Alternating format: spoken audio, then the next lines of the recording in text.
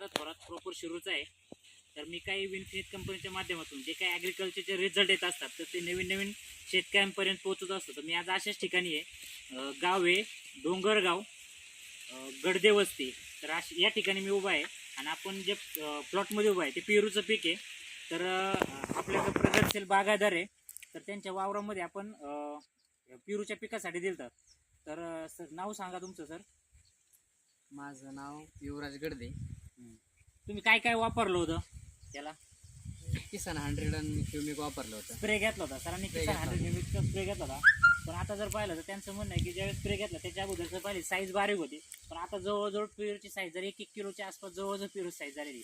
तुम्ही बघू शकता कॅमेऱ्याच्या माध्यमातून. सर कॅमेरा जवळ आणा, जवळ या ती लांबून फाटत. ओके ना, तुम्हाला पीक दिसत असेल, क्वांटिटी पण आहे आणि पीक हे फक्त वर्षाचंच आहे. मग जर वर्ष पण झालं नाही ना, हां वर्ष पण झालेलं नाही पेरूच्या झाडाला, एकदम छान रिझल्ट आहे. आता वरून गोल्ड आणि याचा आपण स्प्रे घेणार आहे, कारण दरतानीच आपण क्वांटिटी कमी धरलेली, पण एकदम छान रिझल्ट आहे. तर असे नवीन नवीन रिझल्ट आपण तुमच्यापर्यंत पोहोचत असतो. धन्यवाद सर.